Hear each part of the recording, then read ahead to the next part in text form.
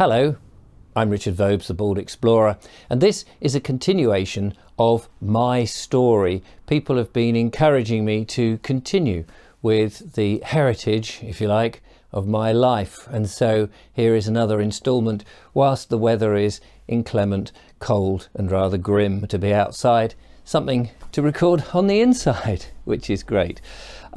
So if we remember in the last one, I told you how I'd run away from home when I was 18, which is hardly running away, but that's where I was living. I had nowhere else to go, but I did go and run and stay with a lady called Lynn in Petworth in West Sussex. And she was a lady who ran a youth theatre club. And I stayed with her, and there was a whole feeling really there of creativity and putting on plays and street theatre and all of that kind of stuff. And so I was very much in my element. I was still working. I had been working at the sound studio and the printers prior to that, and I'd had this motorbike that I told you about, but I got rid of that. For a while I was hitching. I used to hitch once I got rid of the motorbike wherever I wanted to go to.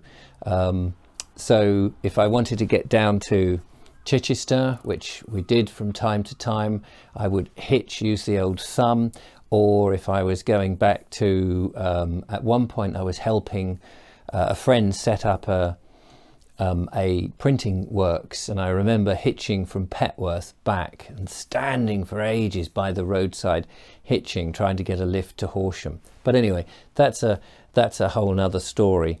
So I was living in Petworth, but one of the things that I was doing that I was fascinated by and was keeping me occupied whilst teaching at the girls' school that I mentioned in the previous video on my story at St. Michael's.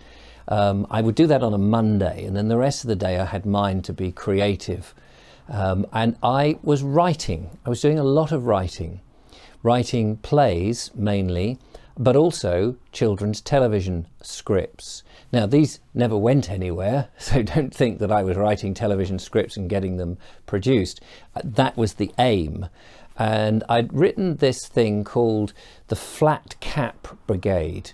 Now, it's a strange title. It must have been one of those phrases that, you know, you think of northerners, and no disrespect to any northerners, but we are talking about the 1980s, when there was a lot of people being, I guess, cliched with the flat caps in the northern times, and somebody who enjoyed dressing up and performing.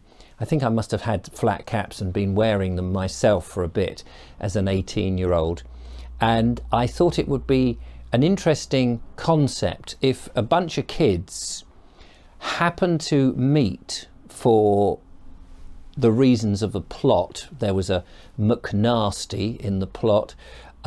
If they all just so happened to be wearing flat caps, and so that they then made themselves into a sort of detective gang and said to themselves, what should we call ourselves? And one of them comes up with this notion, oh look, we're all wearing flat caps, maybe we are the Flat Cap Brigade. Anyway, that was the name of the script now, and probably a bit of a duff name really back then, but the script itself was quite ingenious, even though I say so myself. It involved kids from different backgrounds with different skills, and they all had a different skill which they brought to this gang to solve crimes. And I suppose, you know, you could say that this was influenced from Enid Blyton, Secret Seven, Famous Five, all of that kind of thing, and probably yes. But as a kid, and even though I was 18 writing these scripts, I was thinking of the stuff that I enjoyed on children's television, and I felt was not being shown on children's television. The sense of adventure and going places and being out in the environment and the freedom that kids had. I felt that children's television was not adventurous enough. You know, kids would watch films like, now I can't think what films were going on there, but things like, I suppose, E.T., Home Alone, Indiana Jones. They would watch these films, and I thought, why isn't there something like that as a television program instead of these very static, somewhat boring ones that were going on there.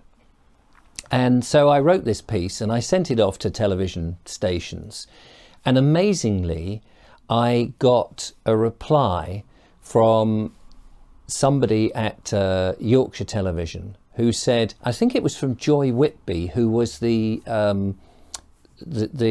script executive there, the children's, I forget what the term is now, the children's television executive there, Joy Whitby. And she said, look, what you need to do is, we like your script, but it's far too expensive for us to make. What you need to do is to come up and actually watch a program being made, and it'll give you an idea of how to write scripts in the future. Now, just cut back a little bit. I was also writing plays and things, and I'd been trying to get agents, thinking that that's where I was going to go into a bit of playwriting. And I'd been sending plays out to various stages, to various places. And while I didn't really get an agent of any use, I did get a letter back from a reader who'd read my work for an agency, and his report had come back saying, this author should be encouraged. So I was encouraged by that. I'd also put on a play with the youth theatre that I'd written myself called A Slight Problem, and it involved, it was very much a kitchen sink thing, and I think I took that quite literally, although not a kitchen sink. I had a washing machine that was flooding at the beginning of the scene, and the two protagonists are in conversation trying to deal with this flooding of this washing machine. And in the process of the script, which I have not read for however many years it is now, 30 odd years, that one character says to another character, what would you say if I told you that I was having an affair with a married woman? And I can't remember what the response is, and I can't really remember the plot now, which is a bit of a faux pas on my part. And I have got the script somewhere. I must go and reread it, like many of the scripts I've got. Anyway, we put this on. It was seen by a critic, a local newspaper critic, who came along and wrote a piece about, you know, the youth theatre putting on their own productions in Graffham, which is a village just south of Petworth. And somebody else then picked that up and wrote a review about it in the News of the World, a paper that's no longer in existence, but a paper that was full of sleaze and terrible things. And it was a tiny, tiny two paragraph piece about this terrible play that had been put on in a rural village that was all about people having an affair or having affairs. And now, I wasn't mentioned by name, which was a shame, because I would love to have had my name in the paper. But I think the title of the play, and certainly the fact that it was Graffham Youth Theatre, I think, was mentioned. So I knew it was my play that had been picked up. So all of that was encouraging. And so when I got this letter from Joy Whitby from Yorkshire Television, and said, you come up to Leeds and see how the programme is done, I leapt at it. So I went up to Leeds, because I also thought, well, it's a chance, you know, going to meet the right people, and my career would start getting off the ground. So many times I felt my career is going to get off the ground, and here we go, this is it. And so many times that's not happened. That is life, though. That is the way it works. So there I was at Yorkshire Television. I was met, and everyone was very, very nice. I mean, I was 18. I was young, and you know, at 18, you've gone through school, you're beginning to think you know everything, and you go in, and I was in awe of the television studio, the cameras, the lights, the actors, the directors, and I was there introduced to all these people and mingling with them, and it was just, as a young person, it was, well, awe-inspiring. It really was, and it was encouraging. And so we went into the studio, one of the big studios, and I learnt how television was being made, and I learnt why it was made in that way. So you had a big studio, which had pretty much six or seven individual sets back to back. And the cameras you would film something in one set, you could move the cameras because they were all big cameras, you know, the sort of studio cameras that you see when you have a live studio thing. They could wheel them on, so they could do the scenes in order, unlike you would if you're on location where you do things out of sequence and you take advantage of the set, because the lighting is all set for every scene. They could do a scene in a classroom scene, a set. They could move into a headmaster's study set.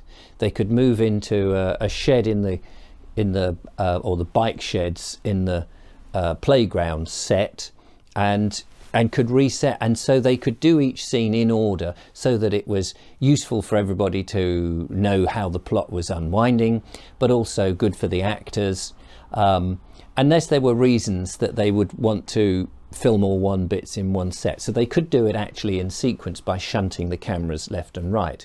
There was no studio audience, and it was just very much a get down, work on each scene. Right, okay, we're going to move to this scene, then they would do that, and then move to the next scene, and so on. And I watched all of this going on in between the breaks, talking to the director, talking to I think the script writer, if I remember rightly, and a couple of the actors, who were all very nice to me, you know, and it was wonderful. So I learnt a number of the restrictions, of course, because my scripts was not in a set like that. My scripts was more like a feature film.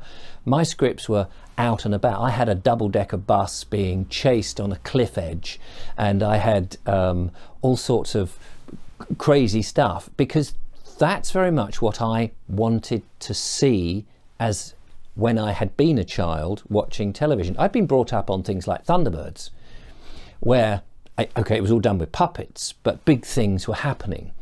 And as I watched this, I realized that most of these scripts were conversations. Conversation in this room, conversation in that room, conversation in that room, conversation there, conversation back there, then another conversation here. And everything was talked about, but nothing really happened. And I got a bit disillusioned by that, because I wanted to see the action. The other thing I learnt was the state of, it was in the 1980s, the state of the unions and the power the unions had on creativity. And that was fascinating. Towards the end of the day, they hadn't quite finished, and they would schedule to finish at 6 o'clock. And there was a scene, the last scene of the programme, which was traditionally in this series a monologue, and one of the principal characters would deliver a monologue to the camera to sort of sum up the episode, a sort of witty monologue of what's happened, and I guess lead you into what's going to happen in the next episode. So this was very fascinating. However, time was a bit tight, but there was plenty of time to do this monologue and do many takes until you got it right, because sometimes the actors would fluff their lines, of course, or something would go wrong and what have you. And as I remember it, she was just sitting on a desk delivering the line. However, for a reason which I don't know quite why, a nail needed to be put into the back of the set with, I don't know, a notice hanging on it or an item of clothing that was essential to the piece, because I didn't really have a sense of what the story was about, even though I was watching it, because I was watching a number of other things, the cameras, where the lights were and all of that, you know, and talking to people. And anyway, so there was this monologue and it had to be delivered, but it couldn't be delivered until this nail had been put in. So a chippy had put a nail in, and a props man could hang the prop up, and the props man was there ready with the prop, but the chippy wasn't in the studio. The chippy was working on another program as well, somewhere else, or doing something, or possibly in the scene dock, making something for the series somewhere else. So people were going, well, you know, we'll just bang it in ourselves. But no, you can't do that. Not with the unions at the situation then. I don't know what it's like now. Probably people just get on with it. But back then, no, that was one person's job to put the nail into a piece of 2x4 or whatever by the door, and then the other guy's job was to hang this thing on it. And so they had to wait until this chippy was found, and that took about 10-15 minutes whilst the chippy, time was ticking on, and I thought, well, you know, surely they'll do it anyway. But no, at 6 o'clock the lights were going to go off, bang, and that would be the end of the production. And if they needed to do that one shot, they would have to wait for the next time they were in the studio. So there was a huge amount of pressure, because all of this was costing money. Everybody had to be paid to be there, of course, and if they had to call everybody back, that would, just to do this one monologue, it was going to cost a lot more money. And we were waiting for this blooming chippy to come in. Anyway, the chippy came in, and he put this thing in, they put the thing in, and it was like 10 to 6. We'd been sort of set up ready at about 20 past 6, and all this had taken all this time. Anyway, at 10 to 6, this girl, this actress, came on, sat on the thing, and they did the take, and the take was like a 2-minute piece. Anyway, she did it, didn't fluff it once, got through it, and it was something like, I mean, it was just like on a James Bond film where they're defusing the bomb. There was about 30 seconds left by the time everything had been done. And believe me, she said the line, the end line, the lights went out. I don't know whether they ran the music then or whatever, but they got there and they went cut. And everyone's going, "You happy with that? We're happy. Well, we haven't got time to do it again." The lights went out. And that was it. The unions had that power. The lights went out. I don't know what it's like now, whether you're on a film set and if you've got the, you know, you're all booked to a certain time, whether somebody says, "Look, can we just carry on until we've finished this?" Maybe there's a 15-minute grace period that you'd have an extra bit of time, and everybody gives you a bit of goodwill just to finish that one piece that you're doing, or that you then decide, well, we can't finish it in that time, we'll reschedule it. But I don't know what it's like now. But my goodness, that taught me something, and at the back of my head I felt, gosh, to be independent of the unions had to be a good thing. But that was the system. However, I came away from that whole experience, that learning experience, not so much inspired by it, but disappointed, because it was this business about just talking heads, and I wanted action in the scripts. And so I stopped writing for television, which was a shame, because I probably, if I had continued, I did go back to that later on, but at 20 I moved away from that and concentrated more on the theatre pieces and street theatre and things like that. But that experience has stayed with me, and of course I did learn a lot from it. I just was a little arrogant at the time, thinking, but that's not how I want to do it. And I think when you're in your 20s and early 20s, you are a bit arrogant, and sometimes that works for you and sometimes that works against you. And I think on that occasion it probably worked against me, although I have, of course, trod a different path, which I have no regrets really, because I'm now doing what I love, and if I don't get this right, there isn't the union turning all the lights off. Anyway, there is more to tell you in my story if you're interested. I hope that I haven't bored you too much with that, but if you'd like to find out more, do let me know. Encourage me to do more of these on these wet and cold winter days, and I will do my best. Excuse me. In the meantime, don't forget to follow, like and subscribe, give a thumbs up. Become a patron, support what I do. Chucking a little bit of money my way encourages me to get out, put diesel in the van and work hard on these videos, which I do try to do. Anyway, that's today's offering. Hope you've enjoyed it. I will see you next time. Take care. Bye bye for now. Bye bye.